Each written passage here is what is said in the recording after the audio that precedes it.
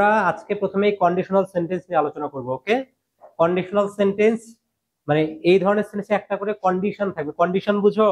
Condition মানে হচ্ছে একটা শর্ত, একটা কি থাকবে, শর্ত থাকবে। আমরা সাধারণত কন্ডিশন গুলো ইফ দিয়ে ব্যবহার করি, মানে বলি না যে শর্ত মানে কি, যে যদি এটা হয়, মানে এরকম শর্ত দেওয়া হয় না।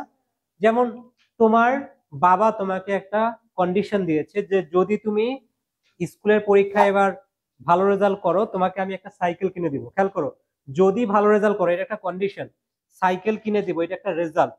তারপর কন্ডিশনাল সেন্টেন্স বলতে কয়টা পার্ট থাকে? দুইটা পার্ট। একটা হচ্ছে কন্ডিশন যুক্ত মানে ইফ যুক্ত বাক্য, আর একটা হচ্ছে রেজাল্ট থাকে। জিনিসটা কি ক্লিয়ার? একটা থাকবে কন্ডিশন আর একটা হচ্ছে ওইটা রেজাল্ট। যেমন আমি বলছি যে তুমি যদি ভালো করে পড়ো বা ভালো রেজাল্ট করো তাহলে সাইকেল পাবে। ক্লিয়ার? তাহলে কন্ডিশনাল সেন্টেন্সে কয়টা ক্লজ থাকে বলো? দুইটা। একটাতে ইফ থাকবে, একটাতে ইফ থাকবে না। ঠিক আছে, আমরা দেখেছি। যেমন আমি যদি সেন্টেন্সটা একটু লিখি,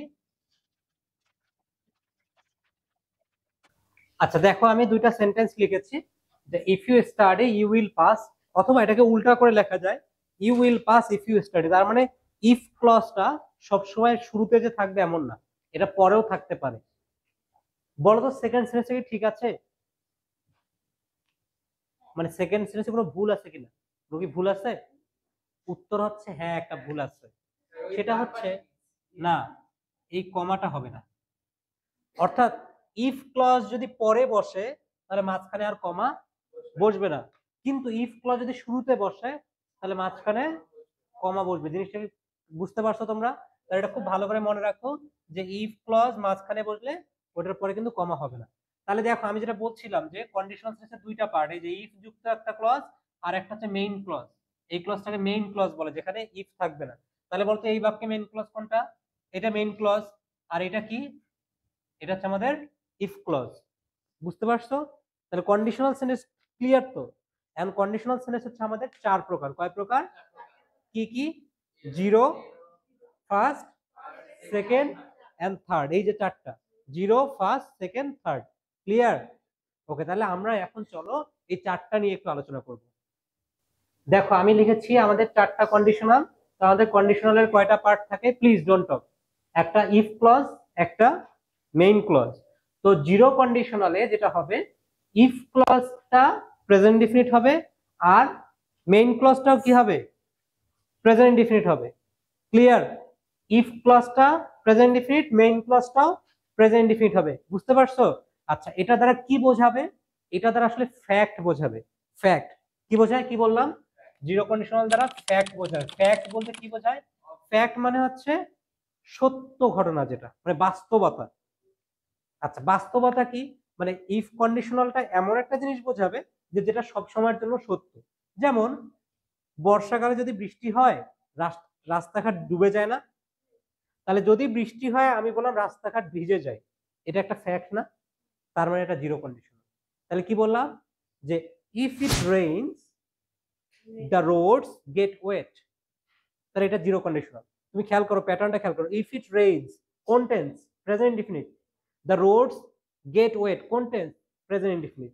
তার মানে জিরো কন্ডিশনালে দুইটা ক্লজই কোন টেন্স হবে, এবং এটা দ্বারা কি বোঝাবে? ফ্যাক্ট বোঝাবে। আমি আরেকটা এক্সাম্পল দেই। যেমন আমি বললাম the plants die if they don't get sufficient water. খেয়াল করো তো, the plants die if they don't get sufficient water। তার মানে এটা কিন্তু ফ্যাক্ট না? গাছ যদি মানে গাছ মরে যাবে যদি পর্যাপ্ত পানি না পায়, এটা একটা ফ্যাক্ট। এবং দুইটা ক্লজ দেখো তো কোন টেন্স? the plants die কি হবে? Present indefinite. if they don't get sufficient water, present indefinite. বুঝতে পারছো জিনিসটা? তাহলে জিরো কন্ডিশনাল দ্বারা কি বোঝাবে? ফ্যাক্ট বোঝাবে। ওকে, বুঝতে পারছি সবাই? আচ্ছা, এবার আসি আমাদের ফার্স্ট কন্ডিশনাল দ্বারা কি বোঝাবে। ফার্স্ট কন্ডিশনাল দ্বারা আমাদের আসলে পসিবিলিটি বোঝাবে। কি বোঝাবে? পসিবিলিটি মানে কি বলো? সম্ভাবনা। মানে ইফ ক্লজটা পরে মানে এই জিরো কন্ডিশনাল ফার্স্ট কন্ডিশনাল দ্বারা সম্ভাবনা বোঝাবে। কি রকম? ধরো আমি বললাম if you come I will go. খেয়াল করো, if you come I will go, তো যদি তুমি আসো আমি যাব। তো এটা একটা কি পসিবিলিটি না? পসিবিলিটি বোঝাচ্ছে না? তো ফার্স্ট কন্ডিশনালে ইফ ক্লজটা সবসময় প্রেজেন্ট ইনডিফিনিট হবে, কোন টেন্স হবে, আর মেইন ক্লজটা এখানে উইল ক্যান বা মে হবে। আর উইল ক্যান মে কি মডাল না, তাহলে মডেলের পরে ভার্বের বেস ফর্ম বসবে। বুঝতে পারছো জিনিসটা, মডেলের পরে বেস ফর্ম বসে। এখন অনেকেই বলে ফার্স্ট কন্ডিশনালে প্রথম ক্লজটা প্রেজেন্ট ইনডিফিনিট হলে অন্যটা ফিউচার ইনডিফিনিট, কারণ উইল আছে, উইল দিয়ে ফিউচার ইনডিফিনিট বলে। কিন্তু আমি কি বললাম, আমি বললাম উইল হতে পারে, ক্যান হতে পারে, মে হতে পারে, তিনটাই হতে পারে। তুমি চিন্তা করো, ওই যে আমি বললাম একটু আগে, if you come I will go, if you come I may go বলা যায় না, if you come I can go বলা যায় না, তাহলে উইল ক্যান বা মে তিনটাই বসতে পারে। ক্লিয়ার? তাহলে আমরা এরকম আরো একটা এক্সাম্পল দেখি। আমি যদি বলি if it rains I will not go to school, যদি বৃষ্টি হয় আমি স্কুলে যাব না, এটা একটা পসিবিলিটি বোঝাচ্ছে যে যদি বৃষ্টি হয়। ওকে, তুমি বলতে পারো if it rains I can not go to school আর I may not go to school, এটা বলা যায় না? যায়। তাহলে আমরা এই তিনটা মুখস্থ করো তো, যে ফার্স্ট কন্ডিশনালে মেইন ক্লজের সাথে কি বলছে, উইল ক্যান বা মে, মুখস্থ হয়ে গেছে অলরেডি, উইল ক্যান বা মে। তাহলে সেকেন্ড ফার্স্ট কন্ডিশনাল দ্বারা কি বোঝায় বলো, পসিবিলিটি বোঝায়, সম্ভাবনা বোঝায়। ওকে, আচ্ছা এবার চলে আসি আমরা সেকেন্ড কন্ডিশনাল। এখন সেকেন্ড কন্ডিশনালে আসলে কি বোঝায়, সেকেন্ড কন্ডিশনালটা দ্বারা ইমাজিনেশন বোঝায়। কি বোঝায়, ইমাজিনেশন বুঝো, বলো তো ইমাজিনেশন মানে কি? কল্পনা, মানে কোনো কিছু কল্পনা করা বোঝাবে।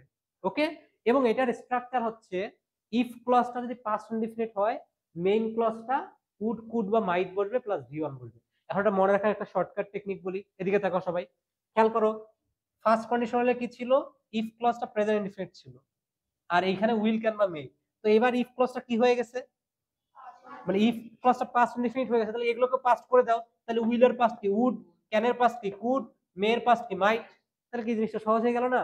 তার মানে ফার্স্ট কন্ডিশনালে প্রেজেন্ট ইনডিফিনিট এবং উইল ক্যান বা মে, আর সেকেন্ড কন্ডিশনালে এটা পাস্ট ইনডিফিনিট হয়ে যাবে ইফ ক্লজটা, মেইন ক্লজে উড কুড মাইট হয়ে যাবে। আর উড কুড মাইট কি মডাল না, তাহলে মডাল থাকলে ভার্বের বেস ফর্ম বলবে, একদম সহজ জিনিস। এই জন্য আমাদের তিনটা জানলে সুবিধা আছে, কিন্তু অনেকেই বলে শুধু ফিউচার ইনডিফিনিট। আমি তিনটা দিয়ে পড়াই, কারণ তিনটা জানলে তোমার একটা যদি জানো তাহলে এটা মনে রাখা ইজি। ক্লিয়ার? এখন কিছু এক্সাম্পল দেই যে কিভাবে ইমাজিনেশন বোঝায়, কল্পনা করা বোঝায়। যেমন তুমি কল্পনা করছো যে তোমার যদি পাখির মতো ডানা থাকতো, তুমি স্বাধীনভাবে মুক্তভাবে আকাশে উড়ে বেড়াতো। বুঝতে পারছো? তাহলে আমি কি বলবো, if I were a bird I would fly freely. খেয়াল করো, আমি একটা কথা বলছি, ইফ আই ওয়্যার বলছি, আই এর পরে তো ওয়াজ বসে, কিন্তু এখানে ওয়্যার কেন হলো? তাহলে মনে রাখবা, যদি কখনো ইমাজিনেশন বোঝায় তাহলে ওয়াজ কখনো বসবে না, কি বসবে, ওয়্যার বসবে। তাহলে if I were a bird, এটা if clause, I would fly, এই যে দেখো আই উড ফ্লাই, উড বসেছে। তাহলে আমরা অনেক সময় দেখো আমাদের বিভিন্ন সময় একটা মানে প্যারাগ্রাফ আসে, কি প্যারাগ্রাফ, যে ইমাজিনারি প্যারাগ্রাফ গুলো, যে তুমি যদি প্রাইম মিনিস্টার হও তাহলে কি কি করবা দেশের জন্য। তাহলে তুমি এভাবে বলতে পারো, if I were the prime minister of Bangladesh I would do this this this things, মানে তুমি এটা করতে পারো। তাহলে এই প্যাটার্নটা হবে আই উড বা আই কুড বা আই মাইট। ক্লিয়ার? আচ্ছা এবার আমি যদি বলি যে if I had enough money I help the poor, হেল্পটা ব্র্যাকেটে, বলো তো কি হবে? ভালো করে খেয়াল করো, if I had enough money I help the poor, I would help. অনেকেই ভাবতে পারো ইফ আই হ্যাড এটা মানে পাস্ট পারফেক্ট, এটা কি পাস্ট পারফেক্ট? এটা কিন্তু পাস্ট ইনডিফিনিট। যারা ভাবছে পাস্ট পারফেক্ট, সেখানে কি হ্যাড এর পর কি কোনো ভি3 আছে? এর মধ্যে if I had enough money, এটা past indefinite, I would help the poor. Clear? বুঝতে পারছো? তার মানে এটা দ্বারা কি বোঝায়, কল্পনা করা বোঝায়। কি বোঝাবে, কল্পনা করা বোঝায়। তুমি আমরা অনেক সময় কল্পনা করি না, যে আমার যদি এটা থাকতো, আমার যদি মনে করো আমার কাছে যদি এখন 2 লাখ টাকা থাকতো, তাহলে আমি কি করতাম, একটা আইফোন কিনতাম, একটা গেমিং পিসি বানাইতাম, ঠিক আছে, তারপর সারাদিন গেম খেলতাম। তোমাদের কি করতাম, কোনটা, ও S23 কিনতাম। আচ্ছা যাই হোক, মানে আমরা যখন প্ল্যান করি না, তাহলে এখন থেকে তুমি যত ইমাজিনারি যত জিনিস লিখবা, সেখানে কোন ক্লাস মানে কোন কন্ডিশনাল লিখবা, সেকেন্ড কন্ডিশনাল লিখবা। ক্লিয়ার? বুঝতে পারছো? জিনিসটা সহজ না কঠিন? সহজ। আচ্ছা, এবার চলে আসো আমাদের থার্ড কন্ডিশনালে। থার্ড কন্ডিশনাল দ্বারা আসলে কি বোঝায়? থার্ড কন্ডিশনাল দ্বারা আসলে বোঝায়, আচ্ছা এইটা বলার আগে তোমাকে আমি একটা উদাহরণ দিই, ঠিক আছে, যেটা তুমি রিলেট করতে পারবে। তোমার আম্মা বা তোমার আব্বা তোমাকে মাঝে মধ্যেই বলে, তোর মতো সুযোগ সুবিধা যদি আমি পাইতাম রে, তাহলে আমি আজকে অনেক কিছু করে ফেলতাম। বলে কি বলে না? বলে না? তার মানে রিয়ালিটি হচ্ছে তারা আসলে এই সুযোগ সুবিধা পায়নি, তাই না? বুঝতে পারছো? উনি কি বলে যে আমি যদি তোমার মতো সুযোগ সুবিধা পেতাম তাহলে আমি আরো ভালো কিছু করতাম। ধরো আমি একটা এক্সাম্পল দিই, মনে করো তোমার বাবা এখন একটা গভর্নমেন্ট জব করে, তার মান্থলি ইনকাম ধরো 50K, 50,000 টাকা।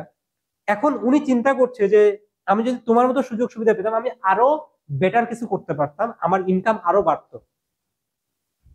তার মানে রিয়ালিটি কি? রিয়ালিটি হচ্ছে তা উনি বেটার ফ্যাসিলিটিস পায় নাই, এই জন্য উনি এখন বর্তমান যে জবটা করে ওটা 50,000 টাকা। কিন্তু উনি রিগ্রেট করতেছে। রিগ্রেট বুঝো? রিগ্রেট। উনি রিগ্রেট করে বলতেছে যদি আমি পেতাম তাহলে আমার এটা চেঞ্জ হয়ে যেত। তাহলে থার্ড কন্ডিশনাল দ্বারা এইরকম জিনিস বোঝানো যায়, অর্থাৎ এমন একটা কন্ডিশনাল যেটা অ্যাকচুয়ালি অতীতে হয় নাই, কিন্তু হলে এরকম হইতো। বুঝো নাই? একটা জিনিস অতীতে একরকম হয়েছে, কিন্তু যদি ওটা না হয় আর একটা হতো, তাহলে রেজাল্টটা অন্যরকম হতে পারতো। এইরকম জিনিস বোঝাতে আমরা কি ইউজ করি? Third conditional use. এখন আমি আরেকটা এক্সাম্পল দিই। মনে করো কি আমি তো আর্মিতে যেতে পারি নাই, মানে আমি চান্স পাইছি আর্মিতে, আমি আর্মিতে চান্স পাই নাই, ঠিক আছে। এখন আমি চিন্তা করছি যে আমি যদি আইএসএসবির সময় একটু কেয়ারফুল থাকতাম তাহলে আমি আর্মিতে চান্স পেতাম। তার মানে এটা আমার একটা রিগ্রেট, রাইট? যে আমি চিন্তা করছি যে যদি এটা না হয়, যদি আমি একটু কেয়ারফুল থাকতাম তাহলে আমার আর্মিতে হয়ে যেত। আবার মনে করো তুমি পরীক্ষায় ফেল করছো, রিয়ালিটি হচ্ছে কি তুমি ফেল করছো।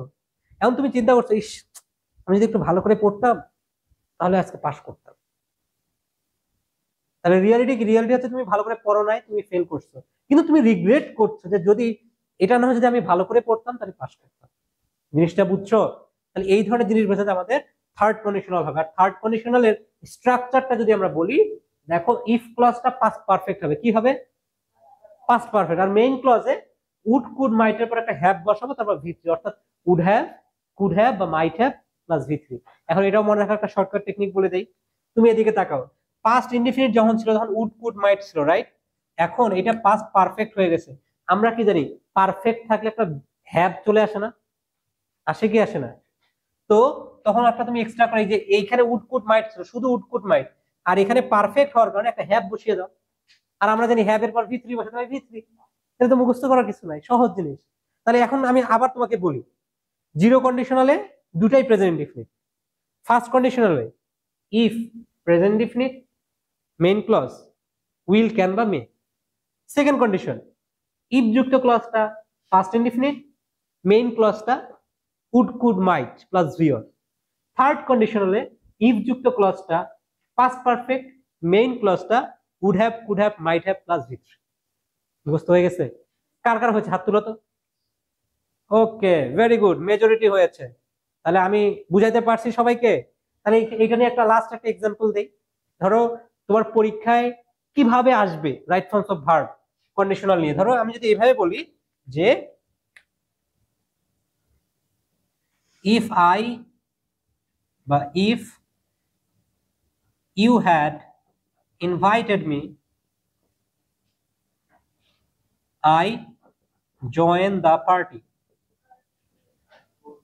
বলো তো কি হবে? ইফ ইউ ইনভাইটেড মি, খেয়াল করো, if you had invited me, I join the party, কি হবে? তাহলে I would have joined the party. Clear? বুঝতে পারছো? এখন আমি যদি এখানে হ্যাডটা মুছে দেই, আমি যদি সিম্পলি বলি ইফ ইউ ইনভাইটেড মি, তাহলে তখন আনসার হতো কি জানো? তখন আনসার হতো আই উড জয়েন। কারণ তখন ইফ ক্লজটা কন্টেন্স হতো পাস্ট ইনডিফিনিট। তাহলে আমরা জানি ইফ এর পরে যদি পাস্ট ইনডিফিনিট হয় তাহলে অন্য ক্লজে কি হবে? উড কুড বা মাইট। তাহলে এখন সামারি করে বলি, তোমার রাইট ফর্মস অফ ভার্বে যে কোনো একটা ভার্ব দেয়া থাকবে আর আরেকটা ভার্ব ব্র্যাকেটে দেয়া থাকবে। যেমন এখানে আমি এই ভার্বটা দিয়েছি, এটা পাস্ট ইনডিফিনিট, কিন্তু এটাতে ব্র্যাকেটে দেয়া আছে, এটা দেয়া নাই, তোমাকে এটাকে রাইট করে লিখতে হবে। বুঝতে পারছো? তাহলে তুমি এটা দেখবা যেটা কোন টেন্সে আছে, ওই অনুযায়ী বসাবা। আবার অনেক সময় এমন হতেই পারে যে এই ক্লজের এই ভার্বটা দেয়া থাকবে, এটা দেয়া থাকবে, এটা ব্র্যাকেটে দিবে। কিরকম? ধরো আমি যদি বলি if you invite me, I আমি বললাম I would join the party, তাহলে কি হতো? ইনভাইটেড। তাহলে রাইট ফর্মস অফ ভার্বে কন্ডিশনাল আসলে এভাবে আসতে পারে। সবাই বুঝেছো? আসলেই বুঝেছো? Okay, I assume you understand.